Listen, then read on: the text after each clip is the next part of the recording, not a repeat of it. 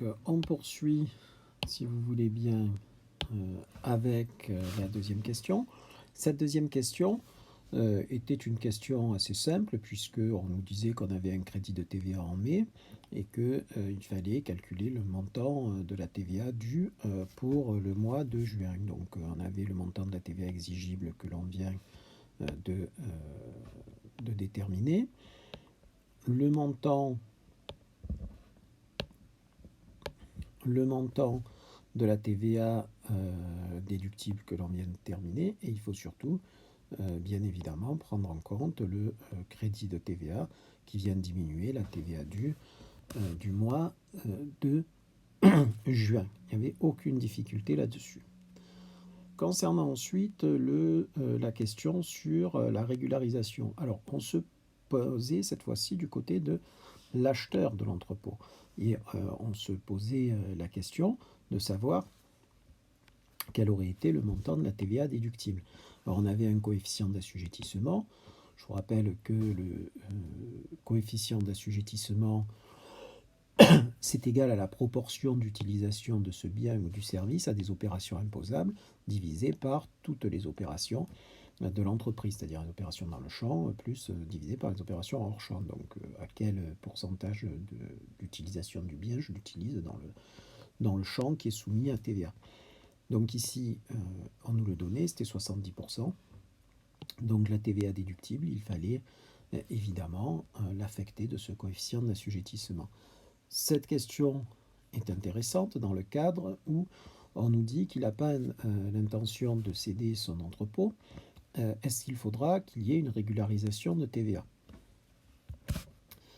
Donc ici, il faudra qu'il fasse des régularisations annuelles tout de même, puisqu'il a déduit de la TVA sur un bien meuble avec un coefficient d'assujettissement. Ce coefficient d'assujettissement pouvant bouger d'une année sur l'autre, il va falloir qu'il régularise sur les 20 prochaines années, seulement par contre si la variation est supérieure à 10 points, puisqu'il s'agit d'un immeuble. Donc seulement si on a 10%, c'est-à-dire que si l'année suivante il avait un coefficient d'assujettissement qui était de 59%, hop, on régularise, mais 65% on ne régulariserait pas. Voilà pour le dossier 1. Alors concernant le dossier 2, qui n'était pas vraiment compliqué non plus, une première question qui était une question de cours, donc ça à savoir par cœur, c'est une question qui tombe souvent, le taux réduit des PME. Bon, ces questions, ces conditions, c'est la définition de la PME au sens européen du terme. Donc vous devez le savoir par cœur et après appliquer. C'est comme si vous faisiez du syllogisme en droit. On continue avec ce dossier sur l'IS. Alors concernant les acomptes.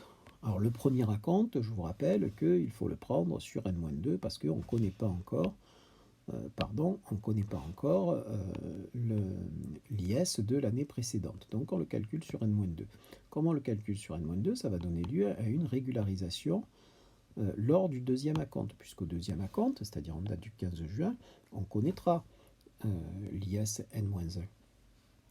Donc on va calculer l'acompte sur l'IS N-1, vous voyez l'acompte à chaque fois un quart, et cet IS est en plusieurs tranches, puisqu'on a 10% sur des produits de la propriété industrielle, donc des redevances de brevets. On a la partie à 28 sur la tranche entre 38 120 et 52 000, et la partie à 15 sur 38 120, ce qui nous donne un acompte normalement de 2601. Mais comme le premier acompte on n'a payé que 1911, on va régulariser et rajouter ça. Vous pouvez faire aussi, je vous le rappelle, 2 fois A1, 2 fois A2, pardon, excusez-moi, moins A1. On aurait donc fait 2 fois 2601 moins 1911 et nous aurions obtenu de la même façon 3291. Donc le troisième acompte, c'est assez facile. Le quatrième acompte, c'est assez facile. Je noterai également, évidemment, puisque ça vous est demandé, si vous avez bien donné les dates auxquelles cet acompte doit être versé. On passe à la question suivante, le solde d'IS à payer. Alors, le solde d'IS à payer, d'abord, il y avait une vérification par rapport au don. On sait que le don ne doit pas être supérieur à 5 pour 1000, 5 pour 1000 ou 0,5%, c'est pareil, du chiffre d'affaires. Donc, on a un plafond déjà qui est à 10 000 par rapport à ce premier plafond. Donc, la réduction d'impôt sera de 60% fois 1500, puisque le don est pris en totalité, puisqu'on est en dessous du plafond des 5 pour 1000, donc on aura une réduction d'impôt de 900. On va donc calculer l'impôt, la partie à 15, la partie à 28, la partie à 10. Ça nous donne un IS, ce qu'on appelle un IS brut de 13 964. Cet IS brut. Cet IS brut jote l'impôt, jote la réduction d'impôt, pardon. Ce qui me donne un IS net de 13 064. Mais on vient de calculer précédemment, ça c'est la somme des 4 acomptes, que à cet IS net, je dois enlever la somme des 4 acomptes pour savoir le solde d'IS à régler. Donc c'est ça que j'évaluerai également. Les deux questions suivantes sur le contrôle fiscal. Donc première question assez classique sur le contrôle fiscal, ce qu'on appelle le délai de reprise ou le droit de reprise de l'administration fiscale. Donc ça, à savoir par cœur, peut s'exercer jusqu'à la fin de la 3e année qui suit celle au cours de laquelle l'imposition est due. Alors si vous me dites peut faire un délai de reprise dans les 3 ans, c'est faux. Parce que si j'ai une opération qui est par exemple le 3 février N-3, d'accord ? Première année, ça fait le 3-2 N-2.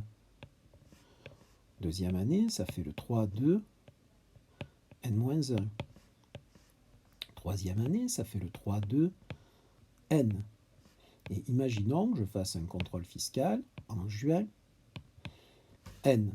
Eh bien, je peux remonter jusqu'à la fin de la 3e année qui suit celle au cours de l'imposition a lieu. Donc ici, la fin de la 3e année, une année complète, 2 années complètes, 3 années complètes. Donc toutes les opérations de l'année N.3 peuvent être prises en compte, celle-là aussi et celle-là aussi, jusqu'au 31-12 N-1. Donc attention, ce n'est pas 3 ans, c'est la fin de la 3e année qui suit celle au titre de laquelle l'imposition est due. Donc pour résumer différemment, en date du 3-2, je peux redresser jusqu'au 31-12 N. Voilà.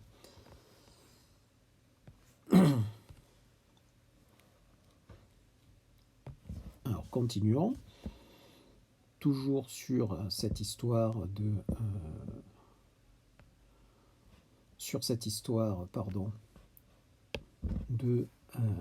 contrôle fiscal, on a des droits et des garanties qui sont octroyés à la société contrôlée. Eh bien, ce droit et ces garanties, à savoir par cœur. Voilà. Sur le contrôle fiscal, ce sont vraiment les questions auxquelles vous pourrez avoir affaire si jamais vous êtes interrogé dessus, me semble-t-il. On poursuit avec l'impôt sur le revenu. Alors, première question, assez simple, c'était des questions de cours, mais je ne les compte pas et ça sera non noté. Et vous verrez qu'elles sont simples dès lors que je vous aurai posté les vidéos de cours cette semaine, puisqu'on n'avait pas traité cette partie-là. Donc ça, je vous renvoie au cours